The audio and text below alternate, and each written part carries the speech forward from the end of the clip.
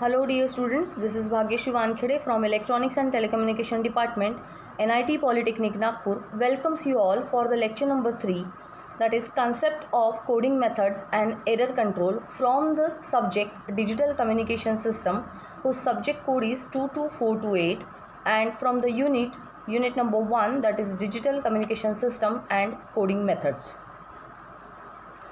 The prerequisite knowledge which is needed to complete this topic, that is हमें कौन सी चीज़ों का नॉलेज होना बहुत ज़रूरी है ये टॉपिक पढ़ने के लिए। तो हमें कंसेप्ट ऑफ डिजिटल कम्युनिकेशन जो कि हमने इसके पहले लेक्चर में हमने कवर कर चुके हैं, वो नॉलेज होना बहुत ज़रूरी है। उसके बाद में एलिमेंट्स ऑफ डिजिटल कम्युनिकेशन, इसके बाद एडवांटेजेस एंड डिसएडवांटेजेस क्या है डिजिटल कम्युनिकेशन के, और चैनल एंड उसकी कैरेक्टरिस्टिक्स क्या क्या होती है, इन सारी चीज़ों के बारे में जानकारी होना बहुत ज़रूरी है। The course outcome related to this topic is analyze various error detection and correction codes in digital communication। क्योंकि ये यूनिट नंबर 1 है और यूनिट नंबर 1 कंप्लीट होने के बाद हमें क्या क्या कॉम्पिटेंसी यानी क्वालिटीज़ डेवलप होनी चाहिए, तो student should be able to analyse various error detection and correction codes in digital communication. और यहाँ पे जो दिया गया है that is the mapping of CO with the PO। There are total 7 POs given by the AICT and MSBT and the CO number 1, क्योंकि हम unit number 1 पे काम कर रहे हैं तो हमारा CO नंबर 1 ही मैप होगा सारे POs के साथ में। तो ये 7 PO में से सिर्फ 4 PO हम सेटिस्फाई कर पा रहे हैं और एक POSO, और ये जो 3 और 1 है ये उसका लेवल है। 3 यानी हाईएस्ट लेवल पे हम सेटिस्फाई कर रहे हैं और 1 यानी लोएस्ट लेवल पे। Next is the learning outcome. Learning outcome का मतलब ये होता है कि आज का टॉपिक पढ़ने के बाद हम में कौन कौन सी एबिलिटीज़ जनरेट हो जाएगी। तो we will be able to describe the need of coding, कि कोडिंग की ज़रूरत क्या है ये हम डिस्क्राइब कर पाएंगे। इसके बाद में कुछ इम्पॉर्टेंट डेफिनेशंस है, पैरामीटर्स है, उनके बारे में हम डिफ़ाइन कर पाएंगे। इसके बाद में कुछ लॉज एंड थ्योरम्स है कि ये यूनिट पढ़ने के लिए कुछ स्टैंडर्ड रूल्स, लॉज, थ्योरम्स पढ़ना ज़रूरी है, तो उनके बारे में भी हमको यहाँ पे जानकारी मिलेगी। Now the general information, the digital data cannot send directly, क्योंकि आज का टॉपिक पढ़ने के लिए एक जनरल इन्फॉर्मेशन शेयर करना बहुत ज़रूरी है कि जो डिजिटल डेटा होता है वो हम डायरेक्टली किसी भी चैनल थ्रू सेंड नहीं कर सकते। उस डेटा को यानी उस डिजिटल डेटा को हमको अलग डिजिटल डेटा में कन्वर्ट करना ज़रूरी होता है। अब डिजिटल डेटा कैसे होता है? In the form of binary. Suppose 101 ये एक मेरा डिजिटल डेटा है और उसको दूसरे डिजिटल डेटा में मुझे कन्वर्ट करना है, तो मैं क्या कर सकती हूँ, ज़्यादा से ज़्यादा 101 को दूसरे इसमें कन्वर्ट करना है तो एक 1 या एक आधा 0 मैं उसमें एक्स्ट्रा ऐड कर सकती हूँ। जो ऐड किया हुआ 1 या 0 रहेगा वो कोई भी इंफॉर्मेशन कैरी नहीं करेगा, जस्ट उस डेटा का फॉर्मेट चेंज करने के लिए, सो दैट उसकी सिक्योरिटी मेंटेन रहे और हमारी ओरिजिनल इन्फॉर्मेशन को कोई भी निकाल ना सके, चुरा ना सके। इसलिए एनक्रिप्ट करना या कोड करना बहुत ज़रूरी होता है। तो the digital data cannot send directly from transmitter to receiver, it has to be converted into some other form before sending, so it is called as coding। यानी एक फॉर्म से दूसरे डिजिटल फॉर्म में कन्वर्ट करने को ही हम coding कहते हैं। while transmission noise gets superimpose on it। noise का मतलब इलेक्ट्रॉनिक लैंग्वेज में noise मीन्स एरर, है ना, कोई भी गलत चीज़ जो कि हमारे मैसेज में या इन्फॉर्मेशन में ऐड हो सकती है और जो हमारे सिग्नल का स्ट्रेंथ कम कर सकती है, ऐसे चीज़ों को हम नॉइज़ कहते हैं। तो ड्यूरिंग ट्रांसमिशन ऐसा पॉसिबल हो सकता है कि एक मैसेज ट्रांसमिट हो रहा है और उसमें बहुत सारा नॉइज़ ऐड हो सकता है। सो इसकी वजह से जो रिसीवर एंड पे हमको डेटा मिलता है वो एररनियस डेटा हो सकता है, यानी उसमें एरर हो सकती है। इसीलिए ये एरर्स को अवॉइड करने के लिए कुछ एरर डिटेक्शन और करेक्शन टेक्निक्स को पढ़ना बहुत ज़रूरी है, क्योंकि कोई भी डेटा, अभी मैं बात कर रही हूँ और कुछ भी आपके सिग्नल आप तक पहुँचने के पहले अगर उसमें कुछ भी नॉइज़ ऐड होता है, एरर्स ऐड हो जाती है या डेटा कुछ लॉस हो जाता है तो आप तक करेक्ट इन्फॉर्मेशन नहीं पहुंच पाएगी। तो आपके पास करेक्ट इन्फॉर्मेशन पहुंची है या नहीं, मैंने जो डेटा आपके पास भेजा है दैट इज़ करेक्ट और नॉट, वो चेक करना यानी ही एरर को डिटेक्ट करना, और अगर एरर मिल रही है तो उस एरर को पहचान के उसको करेक्ट करना, that is called as error correction techniques. तो ये टेक्निक्स पढ़ना बहुत ज़रूरी है before transmitting the digital signal from transmitter to receiver. इसके बाद में कुछ इम्पॉर्टेंट डेफिनेशंस है या इम्पॉर्टेंट चीज़ें हैं जो हमें जानना बहुत ज़रूरी है, जो जिसको हम प्रायर नॉलेज कहते हैं। कोई भी बड़ी चीज़ सीखने के पहले हमको कोई छोटी छोटी चीज़ों का नॉलेज लेना बहुत ज़रूरी है। और डिजिटल डेटा को ट्रांसमिट करते वक्त ट्रांसमीटर और रिसीवर के बीच में जो चैनल होता है, चैनल का मतलब मैंने आप लोगों को बहुत बार समझाया है। आप एक ही चीज़ ध्यान में रखिए कि चैनल का मतलब वायर है ना, जिसमें से हम इंफॉर्मेशन को फ्लो करवाते हैं या ट्रांसमिट करवाते हैं। तो ऐसे चैनल की कैपेसिटी क्या हो सकती है, कैपेसिटी का मतलब उसमें से कितने number of bits at a time एक सेकेंड में ट्रांसमिट हो सकते हैं, उसको चैनल की कैपेसिटी कहा जाता है। सो हम उसकी डेफिनेशन अभी देखेंगे। Channel capacity is defined as the maximum possible bit rate a channel can support without introducing error. It is denoted by letter C and unit of channel capacity is bits पर second. अभी मैंने कहा कि एक second में हम कितनी number of bits को भेज सकते हैं उस चैनल के थ्रू, वो चैनल एक सेकेंड में कितनी मैक्सिमम बिट्स को हैंडल कर सकता है without any kind of error, उसको कहा जाता है channel capacity. And it is given by C is equal to R max. R max का मतलब होता है नंबर ऑफ बिट्स का रेट, और बिट रेट यानी एक सेकेंड में कितने बिट्स जा रहे हैं। सपोज एक सेकेंड में 1000 बिट्स जा रहे हैं तो उस चैनल की कैपेसिटी हो जाएगी 1000 बिट्स पर second. Now signal to noise ratio and bandwidth, both these characteristics of transmission channel will decide the maximum channel capacity to carry the information। अब चैनल की कैपेसिटी ये दो पैरामीटर्स पे डिपेंड करती है।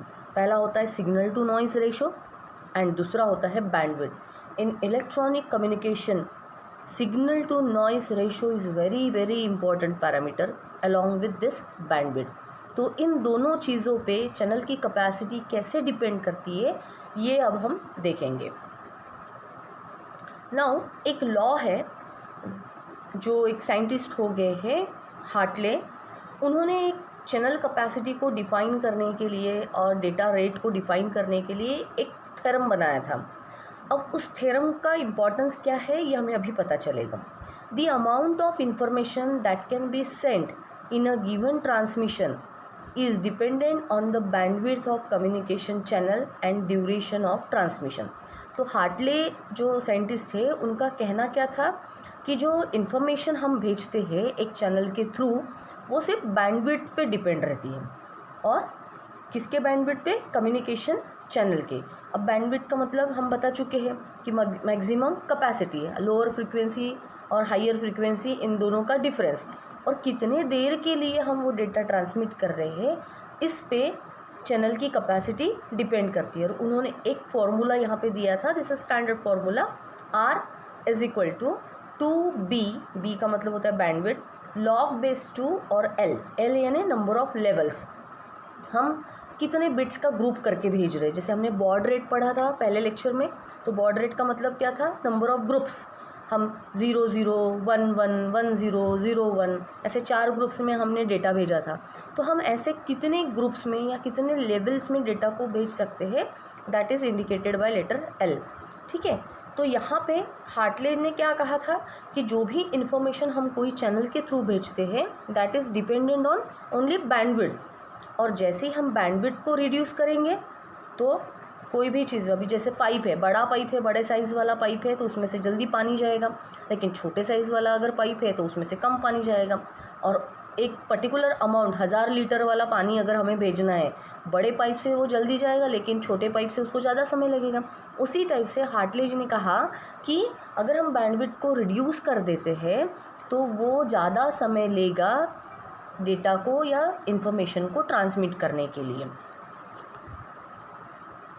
नाउ इसके बाद में एक शैनन नाम के एक साइंटिस्ट थे, उन्होंने भी इसी चीज़ पर रिसर्च किया और फिर उन्होंने हार्टले के साथ में मिलके एक नया थ्योरम डिज़ाइन किया चैनल कैपेसिटी का इक्वेशन डिज़ाइन करने के लिए। तो this theorem is very very important और इस थ्योरम को डिफ़ाइन करना यानी सिर्फ उसका एक्सप्रेशन लिखना ही काफ़ी है।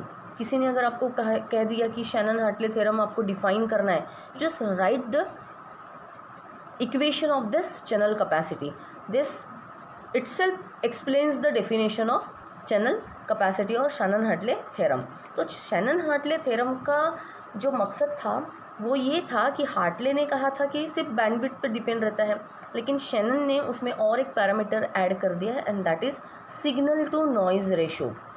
तो अभी इन दोनों को कंबाइन करके फिर जो नया फॉर्मूला बना that is called as Shannon-Hartley theorem. So B stand for channel bandwidth, S is the signal power, N is the noise power. अब आप सिग्नल टू नॉइज़, इसका मतलब मैं अभी आप लोगों को इन्फॉर्मेशन ट्रांसमिट कर रही हूँ, दैट इज़ माई सिग्नल। लेकिन आप सुनते वक्त अगर आपके घर में किसी ने चिल्ला दिया या आपका मोबाइल का कुछ प्रॉब्लम हो गया तो इसका मतलब उसमें एरर ऐड हो गई, तो मेरी जो आवाज़ है या मेरा जो इन्फॉर्मेशन है वो करेक्टली आप तक नहीं पहुंच पा रहा है, इसका मतलब नॉइज़ उसमें ऐड हो गया है। तो every signal is associated with the noise. अब अगर नॉइज़ कम होता है तो सिग्नल की स्ट्रेंथ ज़्यादा होगी हमेशा, अगर नॉइज़ ज़्यादा हो गया तो ऑब्वियसली सिग्नल हमेशा कम हो जाएगा, उसका पावर जो होता है, स्ट्रेंथ जो होता है वो हमेशा कम हो जाता है। इसीलिए जो ट्रांसमिटेड डेटा होता है उसका signal to noise ratio calculate करना बहुत ज़्यादा ज़रूरी है। So N indicates noise within the channel bandwidth.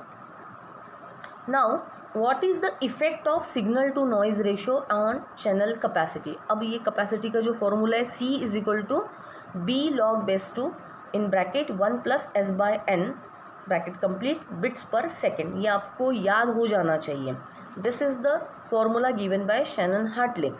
तो अभी हम देखेंगे कि सिग्नल टू नॉइज़ रेशो का इफ़ेक्ट क्या होता है चैनल कैपेसिटी पे, और बाद में बैंडविड्थ बढ़ाने का या बैंडविड्थ का क्या असर होता है चैनल के कैपेसिटी पे। अगर ये दोनों का असर कुछ होता है चैनल कैपेसिटी पे तो हम प्रूव कर सकते हैं कि चैनल कैपेसिटी कैसे बैंडविड्थ और सिग्नल टू नॉइज़ रेशो पे डिपेंड करती है। अब इस क्वेश्चन को थोड़ा सा गौर से देखिए, मैं जो बताने की आपको कोशिश कर रही हूँ। So what is the effect of signal to noise ratio on the channel capacity. कि अगर मैंने कंसिडर किया कि कुछ भी नॉइज़ नहीं है, और कुछ भी नॉइज़ नहीं है इसका मतलब n की वैल्यू क्या हो जाएगी, 0, ठीक है। और अगर S/0 यानी कोई भी चीज़ डिवाइडेड बाय 0 अगर करते हैं उसकी वैल्यू क्या हो जाती है, इन्फिनिटी। और इन्फिनिटी को हम किसी भी चीज़ से मल्टीप्लाई करते हैं या उसका लॉग निकालते तो भी हमारा आंसर क्या आना चाहिए, इन्फिनिटी। तो इसका मतलब जब नॉइज़ कुछ भी नहीं रहता यानी नॉइज़ 0 होता है तो चैनल की कैपेसिटी कितनी हो जाती है, इनफाइनाइट। तो इफ़ेक्ट क्या है सिग्नल टू नॉइज़ रेशो का, if there is noiseless channel, we can say that if there is noiseless channel it will have infinite capacity।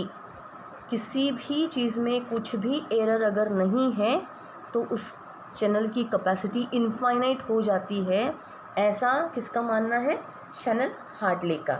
So this is the effect of signal to noise ratio on channel capacity. आप लोगों को समझ में आया कि n is equal to 0 यानी कोई भी नॉइज़ नहीं है, एररलेस चैनल है, तो signal to noise ratio infinite हो जाएगा। इस इन्फिनिटी की वजह से चैनल कैपेसिटी भी इनफाइनाइट हो जाएगी। So we can conclude that noiseless channel gives infinite capacity of the channel. Next अभी देखेंगे कि बैंडविड्थ को भी अगर हम इनफाइनाइट करते हैं, दिस बैंडविड्थ, ये भी तो मल्टीप्लिकेशन में है, अभी बैंडविड्थ की वैल्यू भी अगर हम इनफाइनाइट करते हैं तो चैनल की कैपेसिटी इनफाइनाइट होनी चाहिए, ऐसा हमें लग रहा है ना। लेकिन अभी हम कंसिडर करते हैं कि बैंडविड्थ इनफाइनाइट है, लेकिन मैंने ये तो नहीं कहा कि चैनल एररलेस है। हो सकता है कि जैसे ही हम बैंडविड्थ बढ़ाते हैं, कोई स्पेस बढ़ा देते हैं तो उसमें नॉइज़ के चांसेस बहुत ज़्यादा होते हैं। इसका मतलब जैसे ही हम बैंडविड्थ बढ़ाते हैं नॉइज़ उसी प्रपोर्शन में उसमें ऐड होता है. So some noise is present, so signal to noise is not infinite. अभी signal to noise ratio infinite होगा क्या? नहीं, क्योंकि n की वैल्यू अभी ज़ीरो नहीं है. कुछ ना कुछ नॉइज़ अगर ऐड होता है तो ये जो फैक्टर है s/n ये इनफाइनाइट नहीं होगा. इसकी वजह से जो बैंडविड्थ है ये कितना भी इनफाइनाइट होने दो, लेकिन चैनल की कैपेसिटी कभी भी इनफाइनाइट नहीं होगी, क्योंकि signal to noise ratio reduce होता है विथ इंक्रीज इन नॉइज़. जितना नॉइज़ बढ़ेगा सिग्नल टू नॉइज़ रेशो उतना ही कम होते जाएगा. और नॉइज़ का एक स्पेशल रिलेशन है कैपेसिटी के साथ. दैट स्टैंडर्ड गॉसियन चैनल के लिए ये स्पेशली डिज़ाइन किया है. अब आप लोगों को इतना डिटेल में जाने की ज़रूरत नहीं है. तो चैनल कैपेसिटी अगर हमें इनफाइनाइट चाहिए तो 1.44 सिग्नल टू नॉइज़ रेशो, और वो भी गॉसियन नॉइज़ हमने कंसिडर किया है. तो आपको इतना ही ध्यान में रखना है कि if bandwidth is infinite, channel capacity कभी भी इनफाइनाइट नहीं होगी, क्योंकि बैंडविड्थ बढ़ती है तो नॉइज़ भी बढ़ेगा, और अगर नॉइज़ बढ़ता है तो सिग्नल टू नॉइज़ रेशो हमेशा रिड्यूस होगा, और ये कुछ ना कुछ चैनल कैपेसिटी की वैल्यू डिसाइड करता है. इसका मतलब कभी भी हम बोल नहीं सकते कि बैंडविड्थ इनफाइनाइट होने के बाद भी चैनल की कैपेसिटी कभी भी इनफाइनाइट नहीं होगी. ठीक है.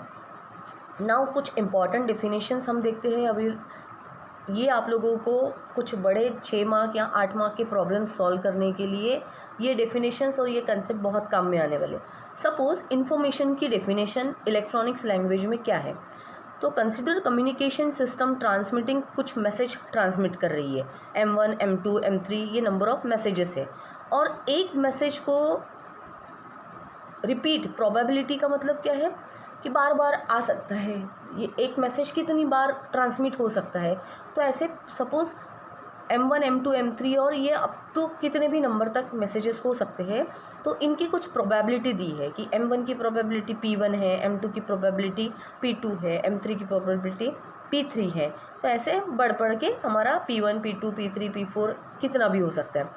तो अमाउंट ऑफ इंफॉर्मेशन कितना हम कैलकुलेट कर सकते हैं फॉर द सिग्नल एम के का मतलब है कि के number of information messages are we are transmitting. Suppose हमने 10 मैसेज ट्रांसमिट किए तो एम के की वैल्यू हो जाएगी M10.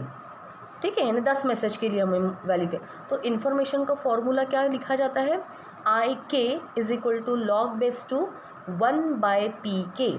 इसका मतलब सिंपल, अगर 10 वैल्यूज़ है, IK का मतलब है इन्फॉर्मेशन, और के की वैल्यू अगर 10 है, 10 मैसेजेस अगर हमने ट्रांसमिट किए तो यहाँ पे हो जाएगा IK यानी I10 is equal to log base two 1/P10. This is the definition of information. Next अभी ये देखिए आप लोग, ये सबसे इम्पॉर्टेंट डेफिनेशन है entropy. The entropy is defined as the average information per message. एक मैसेज में कितनी इंफॉर्मेशन हम भेज रहे हैं ये निकालने का फॉर्मूला यानी ही एंट्रोपी है. देखो मैसेजेस तो बहुत हो सकते हैं, लेकिन उसमें इन्फॉर्मेशन कितनी है. कुछ ऐसी भी चीज़ें हो सकती है जो काम की नहीं है लेकिन हम भेज रहे हैं, that is called as message. लेकिन उसमें इन्फॉर्मेशन कितनी कंटेंट हुई है वो निकालने का जो एक यूनिट दिया गया है, वो जो फॉर्मूला है that is called as entropy, and it is given by letter H. और उसको डिज़ाइन करने का या कैलकुलेट करने का मैथमेटिकल इक्वेशन जो दिया गया है, summation of K is equal to 1 up to M. तो नंबर ऑफ मैसेजेस कितने हो जाएंगे? 1 से लेके M की वैल्यू जितनी होगी, 10 हो गए तो M 1 से लेके 10 तक. फिर probability PK log base two 1/PK. अब प्रोबेबिलिटी ये समेशन है, इसका मतलब पहले मैसेज के लिए कैलकुलेट करना है, फिर सेकंड मैसेज के लिए करना है, फिर थर्ड मैसेज के लिए, अप टू ऐसा हमको 10 मैसेज के लिए करना पड़ेगा अगर M की वैल्यू 10 है तो. यानी P1 log base two 1/P1 plus P2 log base two 1/P2 plus P3 log base two 1/P3. ऐसे करते करते हम 10 तक काउंट करेंगे तो हमारी H की वैल्यू निकलेगी, that is entropy. Next definition is information rate. Simple information rate का फॉर्मूला है capital R is equal to small r into entropy. यानी small r is the message generates r number of messages. Source यानी जहाँ से messages भेजे जा रहे हैं, तो एक सेकेंड में कितने नंबर ऑफ मैसेजेस जनरेट हो रहे हैं, that is indicated by small R. तो small R into capital H, that is entropy, इन दोनों का मल्टीप्लिकेशन यानी ही इंफॉर्मेशन रेट होता है। Next is the summary, means अभी समरी का मतलब है कि हम लोगों ने अब तक क्या क्या पढ़ा। तो हमने चैनल कैपेसिटी देखी कि मैक्सिमम कितना डेटा वो हैंडल कर सकता है एक चैनल एक सेकेंड में without any error, that is called as channel capacity, it is indicated by letter C. उसके बाद में हमने हार्टले का थ्योरम देखा। उन्होंने कहा कि चैनल कैपेसिटी सिर्फ बैंडविड्थ पे डिपेंड करती है, लेकिन शैनन ने कहा कि नहीं, सिर्फ बैंडविड्थ पे नहीं, सिग्नल टू नॉइज़ रेशो भी उसमें ऐड होना चाहिए। तो उन्होंने एक नया फॉर्मूला बनाया, C is equal to B log base 2 in bracket 1 + S/n। तो ये शैनन हार्टले थ्योरम बन जाता है। फिर उसके बाद हमने देखा कि सिग्नल टू नॉइज़ रेशो और बैंडविड्थ, इसका क्या असर होता है चैनल कैपेसिटी पे। तो हमने सिग्नल टू नॉइज़ रेशो के लिए देखा था कि अगर चैनल नॉइज़लेस है, यानी n की वैल्यू अगर 0 है, तो चैनल की कैपेसिटी इनफाइनाइट हो जाती है। लेकिन बैंडविड्थ अगर इनफाइनाइट होती है तो चैनल की कैपेसिटी इनफाइनाइट नहीं हो सकती, क्योंकि जितना बैंडविड्थ बढ़ेगा उतना उसमें नॉइज़ भी बढ़ेगा, और नॉइज़ ही इनफाइनाइट नहीं है, नॉइज़ ही ज़ीरो नहीं है, तो इसका मतलब चैनल की कैपेसिटी ज़ीरो इनफाइनाइट हो ही नहीं सकती। इसके बाद में हमने कुछ इंपॉर्टेंट डेफिनेशंस देखी, जैसे लाइक इंफॉर्मेशन रेट, इंफॉर्मेशन की डेफिनेशन रखी। उसके बाद entropy, the entropy is very means important terminology या पैरामीटर है। एच का जो फॉर्मूला है summation of k is equal to 1 से लेके m तक, उसके बाद पी के log base 2 in bracket 1/pk. This formula is very important. You need to solve the problem based on this formula. That's why it is very important.